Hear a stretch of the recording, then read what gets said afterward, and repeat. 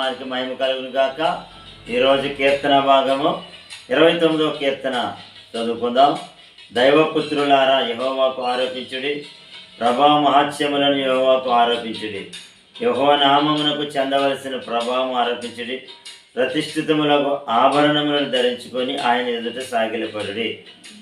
ఇక్కడ మరి దేవుడు మాట్లాడుతున్నారు. దేవుని బిడ్డలారా లేకపోతే దైవపుత్రులారా అంటున్నారు.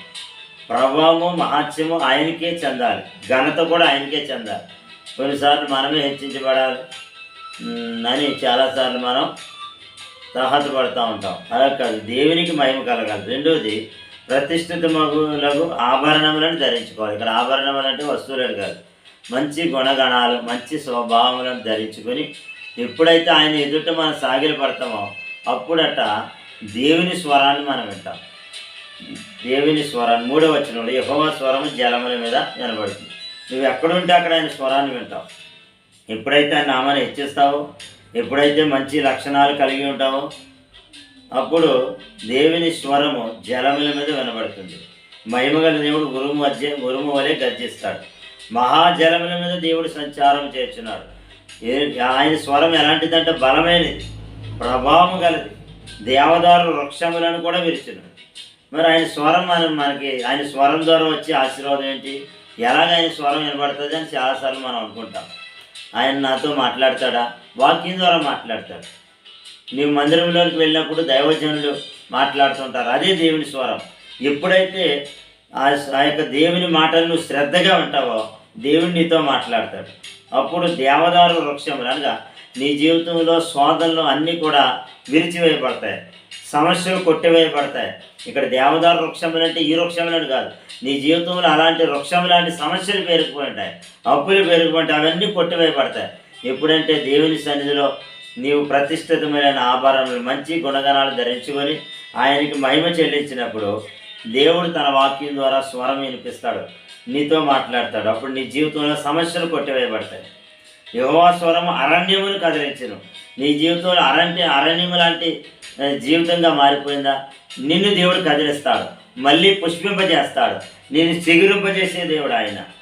యెహోవా కాదేశు అరణ్యములను కదిలించును. యెహోవా స్వరము లేళ్లను వీనజేయు. ఎప్పుడైతే ఆయన స్వరాన్ని ఆయన మందిరంలో నీవు వింటూ ఉంటావో లేళ్లను ఈనజేసిన దేవుడు, నీ గర్భాన్ని తెరిచే దేవుడు. ఒకవేళ నీ కోడలు లేకపోతే నీ కుమార్తె మాటలు వినిచిన మీరు ఒకవేళ ఇంకా బిడ్డలు లేకపోతే దేవుడు మాట ఎప్పుడైతే నీ వింటావో నీ యొక్క గర్భాన్ని దేవుడు తెరుస్తాడు. ఈ విధంగా దేవుని యొక్క ఆశీర్వాదాలు ఇక్కడ కనబడుతున్నాయి. 10వ వచనంలో యెహోవా ప్రళయ జలముల మీద ఆసీనుడై ఉన్నాడు.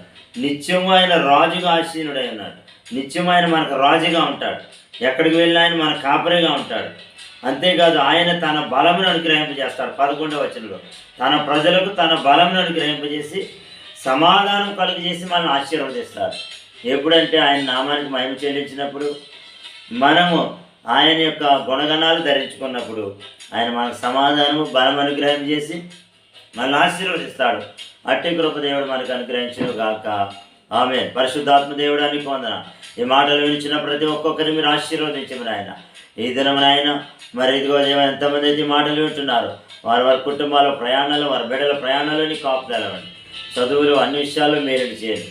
దూరదేశంలో ఉన్న మా సంఘ బిడ్డలు, ఇంకా మా దేశంలో ఎక్కడెక్కడ ఉద్యోగాలు చేస్తున్నారు, వ్యాపారాలు చేస్తున్నారు, సేవలు చేస్తున్నారో వారందరినీ ఆశీర్వదించమని ఆయన. నాయన వారికి మంచి ఆశీర్వాదములతో నింపమని ఆయన. ఈరోజు బర్త్డే నాయన, పుట్టినరోజుల వేడుకలు జరిగించుకున్నటువంటి మ్యారేజ్ డే వేడుకలు జరిగించుకున్నటువంటి నీ బిడ్డలైన వారందరినీ దీవించి ఆశీర్వదించండి.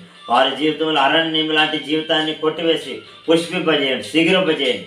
నీ బలమును అనుగ్రహించి వారిని ఆశీర్వదించమని ఆయన. వారి వ్యాపారాలు, ఉద్యోగాల్లో నాయన వారు చేసే సమస్యలో ఫలింపులు దయచేయండి. ఉద్యోగాలు లేని వీళ్ళకి ఉద్యోగాలు, వివాహాలు జరిగించండి. గర్భిణీ సిరిగించి డెలివరీ, బిడ్డల గర్భాలు తెరవండి ప్రభా. ఇదిగో నాయన ప్రభా, వారి జీవితంలో గృహాలు దయచేయండి, స్థలాలు దయచేయండి. ప్రతి శోధన కొట్టివేసి మేలుగా మార్చమని ఆయన దీవించమని యేసు నామములో అడుగుచున్నాము తండ్రి.